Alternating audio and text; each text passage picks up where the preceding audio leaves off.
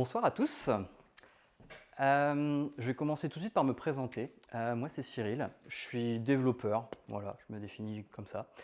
Je travaille à la Société Générale depuis 3 ans et j'interviens sur des applications. Et en fait, je vais vous faire un retour d'expérience en fait, sur la thématique des end-to-end. Je ne vais pas vous dire comment les implémenter, mais je vais vous dire nous ce qu'on a fait et qu'est-ce qui a marché et ce qui a échoué. Prenons-nous par la main et allons voyager un peu cet univers des tests. On va commencer avec un petit peu d'histoire, parce que c'est toujours bien de savoir de où on va pour voir où on va.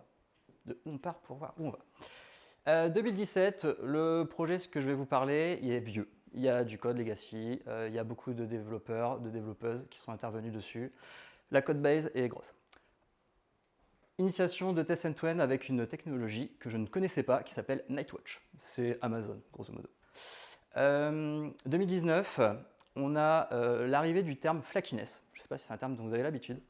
Flakiness, j'ai trouvé une traduction assez rigolote, ça s'appelle cotonneux.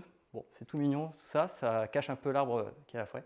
La flakiness, c'est juste en fait un résultat approximatif ou aléatoire. Les chiffres qu'il y a en dessous, là, 55, 313, c'est le nombre de tests. Donc on voit que les tests augmentent au fur et à mesure des années. 2019-2020, c'est un peu rude dans les équipes et ça ne marche plus.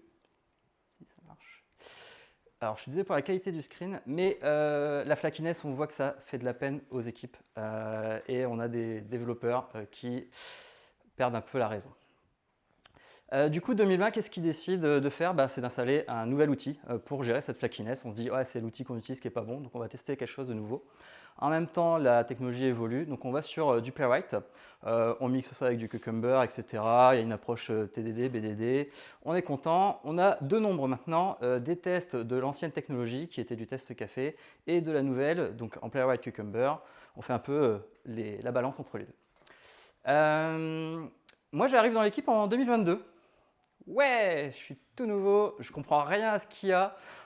Qu'est-ce que je décide de faire? Je propose l'idée de mettre un nouvel outil. Du coup, alors j'ai vu qu'il y avait du concept, il y avait du Playwright. Playwright, c'est cool, en vrai. Sauf que l'approche BDD, on essaie de comprendre un peu pourquoi, quels sont les avantages de la conserver, etc. Donc on décide de prendre un entre-deux et c'est Concept. Concept, c'est une surcouche à Playwright qui permet d'avoir ce BDD. On continue, l'année 2022-2023 passe. Nous, on arrive à virer du test café. Chouette, on supprime cette techno. On n'a plus que du Playwright. Il y a un peu de Cucumber qui reste qu'on essaie d'enlever. Pour la suite, on va voir. On aimerait être que sur du concept. Et puis d'autres problématiques qu'on verra plus tard. Ça, c'est l'application sur laquelle j'interviens principalement. Je suis dans le milieu de la banque. C'est pour gérer des produits financiers. Pourquoi je vous la montre? C'est pour vous rendre compte en fait aussi de la complexité qu'elle peut représenter. Il y a une complexité au niveau du code, il y a une complexité au niveau de l'interface, il y a une complexité fonctionnelle qui est présente. On est sur du streaming de prix, on gère des montants qui sont de centaines de milliers d'euros à plusieurs millions d'euros, etc. Il y a des inputs de partout, c'est des tuiles, ça se drag and drop, il y a plein de choses. C'est un enfer à gérer. Mais du coup, on est attendu sur la qualité de ce qu'on fournit. C'est-à-dire qu'on doit, à chaque livraison, s'assurer qu'il n'y a pas de régression, qu'on ne perd pas des fonctionnalités, etc. Donc, je prends un peu sur mes notes. J'ajoute encore un peu de contexte. Ce qui nous intéresse, c'est surtout notre mode de fonctionnement. On est en trunk-based development. J'ai essayé de vous le schématiser, puisque nous, il est un peu particulier, mais grosso modo, c'est ça, c'est qu'on n'a pas de branche, on fait que des commits sur la main, et chaque commit, en fait, ça peut potentiellement partir en prod.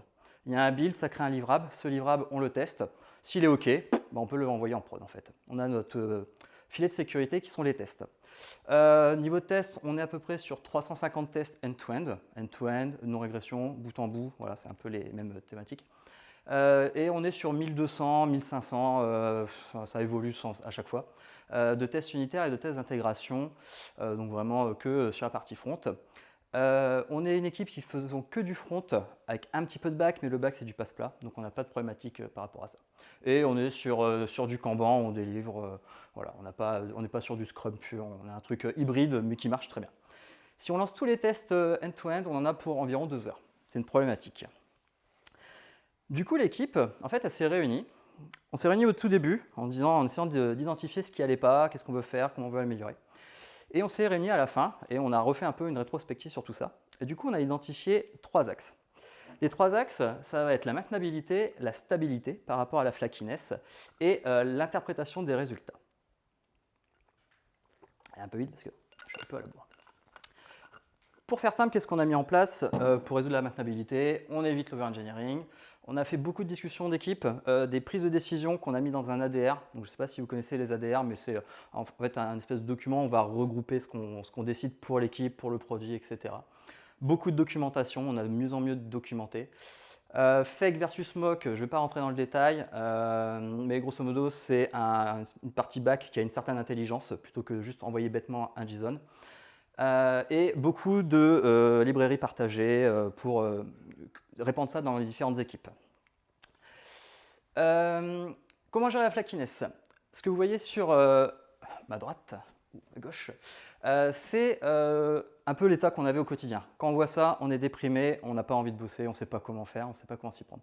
Du coup, qu'est-ce qu'on a mis en place? On a tout splitté. Au lieu d'avoir 350 tests d'un coup, on a fait 35 de 10 tests, etc. Voilà. Ce genre de split, on a splitté par fonctionnalité.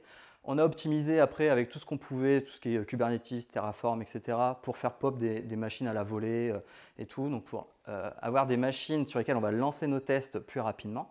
Dans l'objectif d'avoir une boucle de feedback la plus petite qui soit. L'objectif en ce moment, c'est 10 minutes. Moi, je suis même à 5 minutes en objectif personnel là-dessus. Ouf, ça rend très mal, c'est mieux sur l'écran. Donc du coup, ça, c'est les 300 tests, 350 tests qui ont été splittés. Bah, tout est vert maintenant. Les temps d'attente ne sont pas équivoques parce qu'il y a des petits problèmes encore, mais on est sur du 10 minutes. L'interprétation des résultats, l'autre axe d'amélioration qu'on a voulu faire, c'était principalement, donc, grâce à Concept, je vous laisserai aller voir leur documentation, apporte plein d'outils qui vont nous permettre d'avoir accès aux erreurs, de les mettre en avant, de plus facilement la retrouver. Donc c'est tout ce qui est les reports. Donc nous on utilise le reporter Allure, il y en a d'autres qui existent, mais Allure nous fait très bien le taf. La syntaxe est un peu particulière, on est sur un simili Gherkin, BDD, TDD, comme vous voulez. Enfin, voilà, on retrouve un peu ces notions dedans. C'est assez agréable et c'est compréhensible par n'importe qui, de quelqu'un de tech ou pas. Donc notre billet, lui, comprend parfaitement et peut nous dire « Ah bah là, j'ai remarqué que là, c'était en erreur, j'ai vu que c'était ça, j'ai regardé sur l'application, je t'apporte la solution. » Le point important, c'est que la flakiness, en fait, on a essayé de la réduire autant que possible, mais on n'a pas réussi.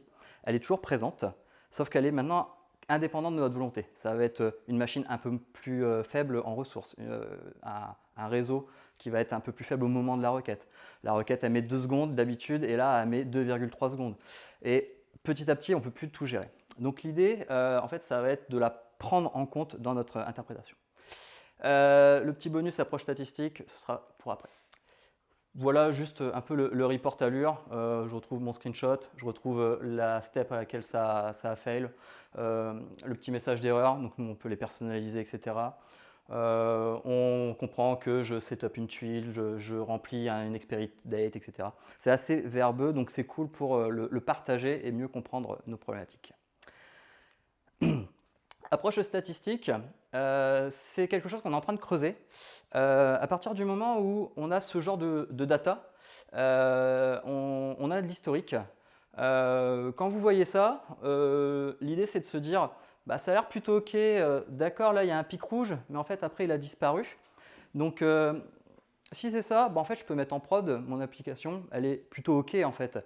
Et ça va être de venir mesurer ce degré, de prendre en compte cette flakiness, de l'extraire de l'équation et du coup d'avoir un pourcentage de succès qui est bien plus élevé que d'être sur un mode binaire ou en mode je lance mes tests, ça passe pas, je livre pas. Bah non, c'est pas passé parce que j'ai eu une flakiness sur un test. Si je le relance derrière, en fait ça passe. Donc en fait mon livrable, je pouvais le déployer.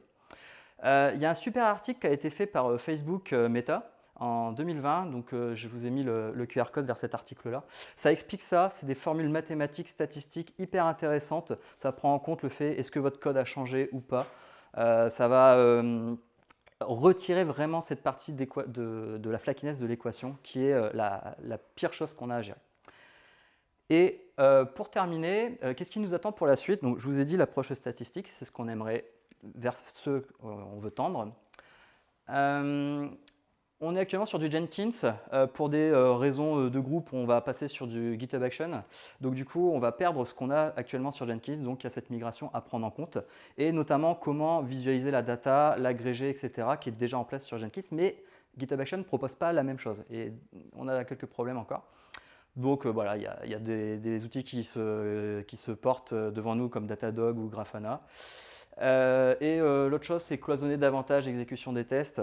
Actuellement, quand on lance nos tests, il y a un peu des conflits qui vont rentrer entre eux. L'idée, c'est de autant que possible les isoler, donc du Docker, containeriser, pouvoir créer des users un peu à la volée, etc. Enfin, les rendre vraiment dans une boîte noire et pas communiquer avec le reste. C'était un peu dense, un peu rapide, je m'en excuse, mais dans l'idée, moi je suis dispo pour discuter avec vous et parler de ce sujet-là. C'est un sujet qui est passionnant en réalité, mais qui est bien prise de tête. Merci, et si vous avez des questions, n'hésitez pas.